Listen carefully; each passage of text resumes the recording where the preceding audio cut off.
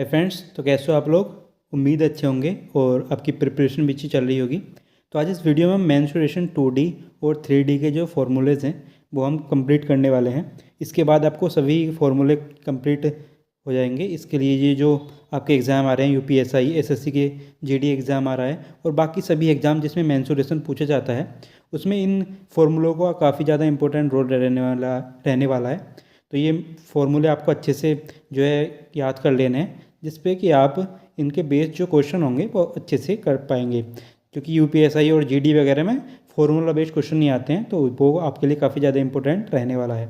ये चीज़ आपको याद रखनी है। बाकी अब हम शुरू करते हैं। सबसे पहले करेंगे हम 2D के फॉर्मूला।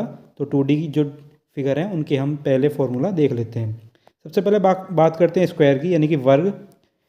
ए अगर कोई भुजा है किसी भी स्क्वायर की, ए भुजा को मानते हैं तो क्षेत्रफल हो जाएगा A स्क्वायर।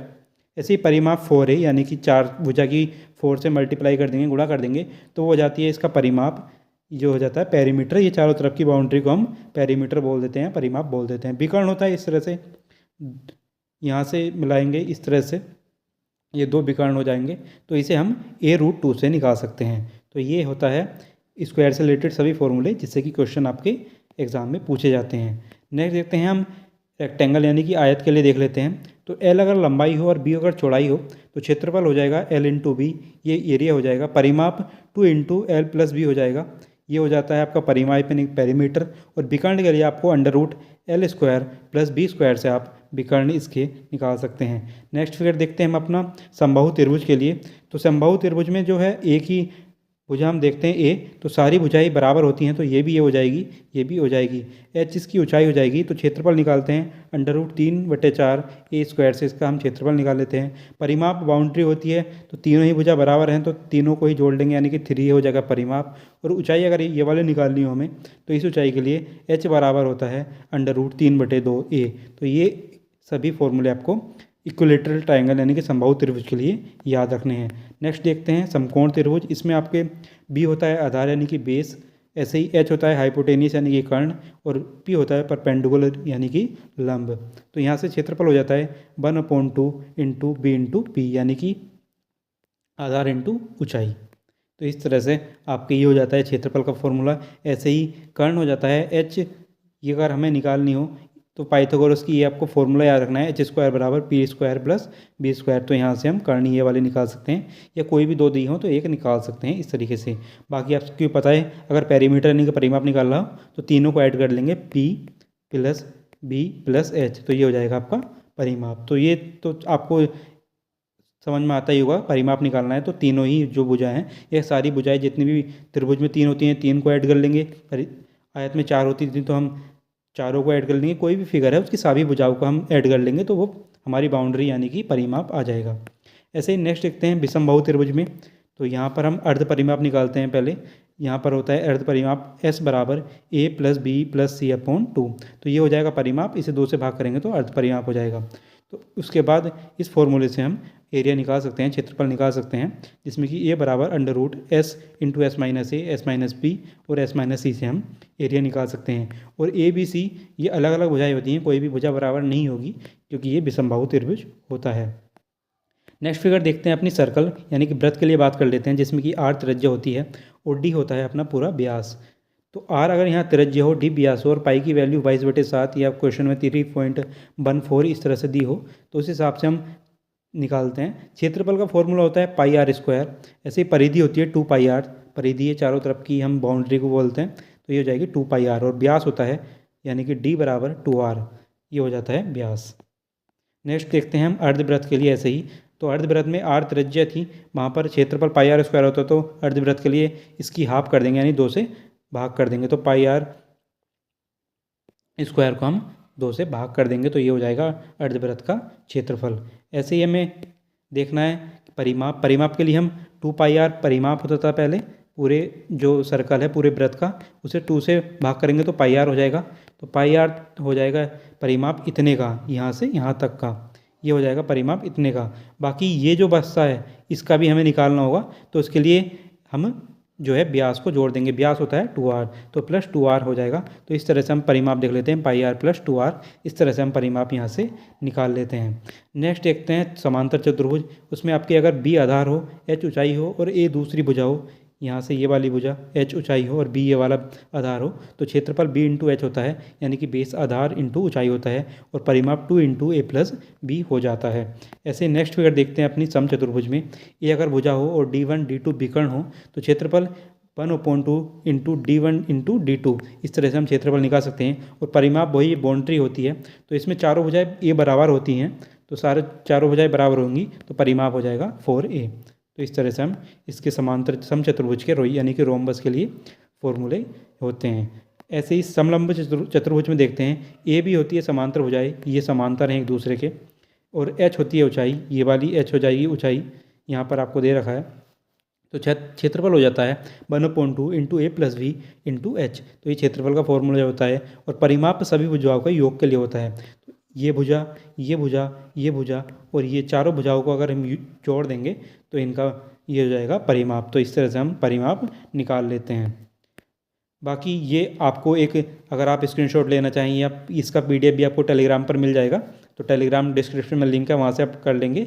बाकी इसका भी स्क्रीनशॉट ले सकते हैं, जो कि आप शॉर्ट में या रिवीजन के लिए ये आपको लिए एक स्लाइड बहुत अच्छी हेल्पफुल रहने वाली है। बाकी अब नेक्स्ट फॉर्मूले हम देखते हैं अपने, देखते हैं आप 3D में बात करते हैं। 3D में सबसे पहले देखते हैं क्यूब के लिए। क्यूब में सभी भुजाएं बराबर होती हैं, ए यानी कि सभी भुजाएं बराबर होती हैं, ऊंचाई, लंबाई और चौड़ाई सभी बराबर होती हैं, तो वॉल्यूम हो जाएगा ए की पावर क्यूब, ए क्यूब हो जाएगा यानी कि ए की पावर 3।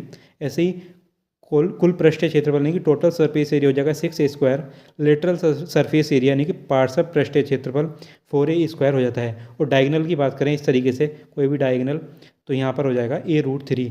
अगर कोई भी पूछे, कोई भी क्वेश्चन में पूछा जाता है कि कोई भी घन की अगर साइड ये रखी हो, उसमें पूछा जाए कोई भी सबसे लंबी छड़ कौन सी आ सकती है, तो वो डायगोनल ही होती है, तो a√3 से हम वो निकाल सकते हैं। तो डायगोनल के लिए फॉर्मूला होता है। ऐसे क्यूबॉइड में यानी कि घनाभ में बात करते हैं, इसकी एल वी इंटू एच ये होती है, इसकी इनकी सभी लंबाई, चौड़ाई और ऊंचाई अलग अलग होती हैं इसमें तीनों ही।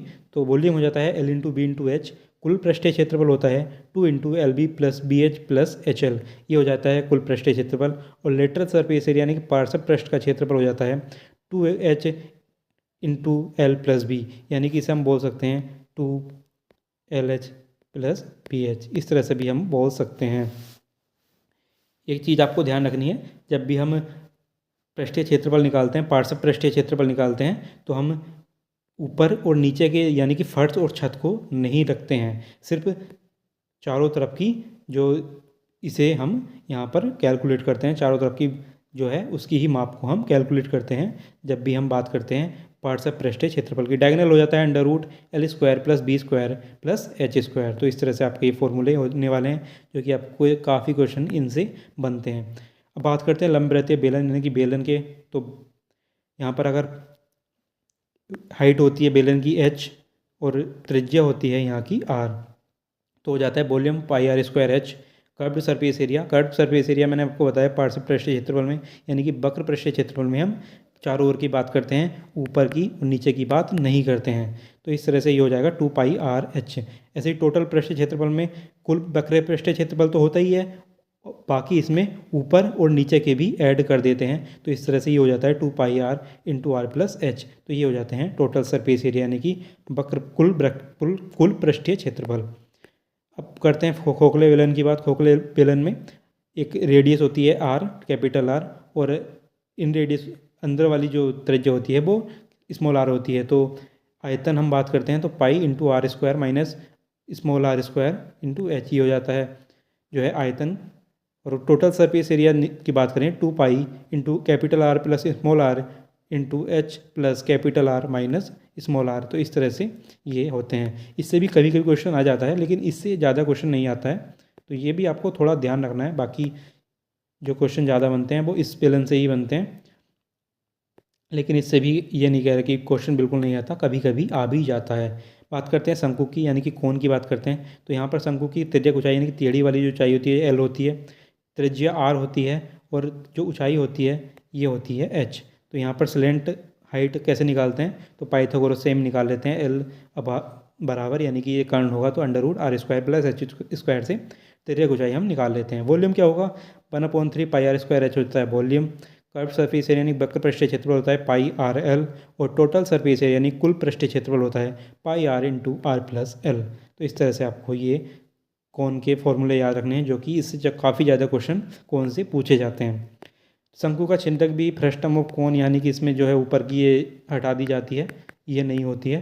तो इसमें आपको स्लेंट हाइट एल बराबर under root H square plus R capital R minus small are square इस तरह से निकाल सकते हैं। वॉल्यूम आपका 1/3 pi H under root are square plus small are square plus capital R into small are होता है। ऐसे ही कर्व्ड सरफेस यानी कुल यानी कि वक्र पृष्ठीय क्षेत्रफल जो होता है pi l into capital r plus small are होता है, और टोटल सरफेस एरिया यानी कुल पृष्ठीय क्षेत्रफल pi l into capital r plus small r plus pi capital r square plus pi small are square इससे निकाल सकते हैं। इससे भी ज़्यादा क्वेश्चन पूछे जाते हैं। एसएससी जीडी के लिए तो आपके लिए नहीं पूछे जाएंगे, बाकी एसएससी जीडी में आपके लिए आपके मेंसुरेशन 2D के आपके सभी होने चाहिए। बाकी इसमें आपके क्यूबॉइड, बेलन और शंकु और प्रिज्म और इस तरह इनसे ही ज़्यादातर क्वेश्चन पूछे जाएंगे। ये इनसे ज़्यादा क्वेश्चन नहीं आते हैं फ्रस्टम यानी कि छिंदक से क्वेश्चन नहीं आते हैं जीडी में, लेकिन फिर भी आपको क्वेश्चन आप आज जाए तो थोड़े फॉर्मूले याद रखिएगा, इसलिए मैंने ये वीडियो आपके लिए बनाया है। बाकी अब गोले और अर्धगोले की बात करते हैं। सबसे पहले गोले की बात करते हैं, जिसकी त्रिज्या होती है आर, तो वॉल्यूम होता है 4/3 पाई आर क्यूब। ऐसी सरफेस एरिया यानी कुल पृष्ठीय क्षेत्रफल होता है 4 पाई आर स्क्वायर। अब अर्धगोले में इसे हाफ कर देते हैं वॉल्यूम में, तो 2/3 पाई आर क्यूब हो जाता है। ऐसे ही कर्व सरफेस एरिया में हम कर देते हैं 2 पाई आर स्क्वायर होता है, और टोटल सरफेस एरिया में 3 पाई आर स्क्वायर होता है, क्योंकि इसमें जो है ये वाला हाफ हो जाता है और प्लस ये वाला भी ऐड करते हैं पाई आर स्क्वायर, तो 2 pi R square plus pi R square हो जाता है 3 पाई आर स्क्वायर। तो इस तरह से ये हो जाते हैं गोला और अर्धगोला यानी कि स्फीयर और हेमिस्फीयर के लिए फॉर्मूलेज। प्रिज्म की बात करते हैं। प्रिज्म में आपको कोई भी शेप का प्रिज्म दिया है तो वॉल्यूम आयतन निकालने के लिए आधार का क्षेत्रफल, कोई भी जैसे त्रिभुज का प्रिज्म है या वर्ग का प्रिज्म है तो उसका क्षेत्रफल इंटू ऊंचाई यानी कि इस हाइट से गुणा कर देंगे तो हो जाएगा आयतन। ऐसे ही लेटरल सरफेस एरिया यानी कि पृष्ठीय क्षेत्रफल निकालना हो तो पेरीमीटर निकालेंगे। जिस भी शेप का पेरीमीटर है, त्रिभुज है चाहे स्क्वायर वर्ग है या आयत है, उसका पेरीमीटर इंटू हाइट, तो यहाँ से आ जाएगा कर्व सरफेस एरिया। ऐसे ही टोटल सरफेस एरिया निकालना है तो LSE जो यहाँ पर ये हमने निकाला था ये plus 2 into area of base, इसका जो भी एरिया है इसका 2 गुना और LSA में ऐड कर देंगे तो हम टोटल सरफेस एरिया जो है प्रिज्म के लिए निकाल सकते हैं। अब बात करते हैं पिरामिड के लिए। तो पिरामिड में कोई किसी भी शेप का पिरामिड हो, जैसे यहाँ पर आधार क्या है, आधार इसका त्रिभुज हो सकता है, वर्ग हो सकता है, आयत हो सकता है या बाकी कोई भी फिगर हो सकती है। तो उसके लिए क्या अगर हम वॉल्यूम की बात करें तो वॉल्यूम होता है 1/3 एरिया ऑफ बेस, जो भी फिगर है उसका एरिया इंटू हाइट। तो यहाँ पर अगर त्रिभुज पे कोई पिरामिड बनाया गया है तो त्रिभुज का एरिया इंटू हाइट से हम कर देंगे, तो हाइट ये होती है और स्लेंट हाइट भी इसमें दी गई होती है। तो स्लेंट हाइट तिरछी वाली होती है यानी कि तिर्यक ऊंचाई बोलते हैं, और सीधी जो ऊंचाई होती है उसे हाइट बोलते हैं h। ऐसे ही लेटरल सरफेस एरिया की बात करते हैं पार्श्व पृष्ठीय क्षेत्रफल की, तो 1/2 पेरीमीटर ऑफ बेस, जो भी बेस है जिस शेप में भी बेस दिया है उसका पेरीमीटर निकालते हैं यहाँ पर, यानी कि परिमाप, पेरीमीटर ऑफ बेस यानी कि परिमाप बोलते हैं पेरीमीटर को, इंटू स्लेंट हाइट, तो तिरछी ऊंचाई से गुणा करने पर हम लेटरल सरफेस यानी पार्श्व पृष्ठीय क्षेत्रफल आ जाता है।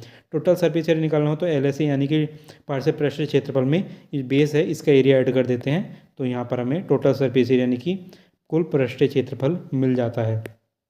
बाकी इस वीडियो में इतना ही था, हमने सभी जो फॉर्मूले हैं वो रिवाइज कर लिए हैं। वीडियो अच्छी लगी तो लाइक जरूर करिएगा, और उसका PDF आपको टेलीग्राम पर मिल जाएगा, वहाँ से आप टेलीग्राम का लिंक मैंने डिस्क्रिप्शन में दे दिया है, वहाँ से आप ज्वाइन करके इसका PDF डाउनलोड कर लेंगे तो आप बार बार रिवाइज करते रहेंगे। बाकी वीडियो अच्छी लगी तो लाइक ज़रूर करिए। अगला टॉपिक किस पर चाहिए, आपको वीडियो किस टॉपिक पर चाहिए कमेंट कर सकते हैं आप, तो मैं उस टॉपिक पर आपको वीडियो प्रोवाइड करा दूंगा। बाकी अगर वीडियो अच्छी लगी तो सब्सक्राइब जरूर करिएगा, ऐसे ही वीडियोज़ के लिए आपको फ्यूचर में मिलती रहेंगी। बाकी इस वीडियो में इतना ही था, मिलते हैं नेक्स्ट वीडियो में।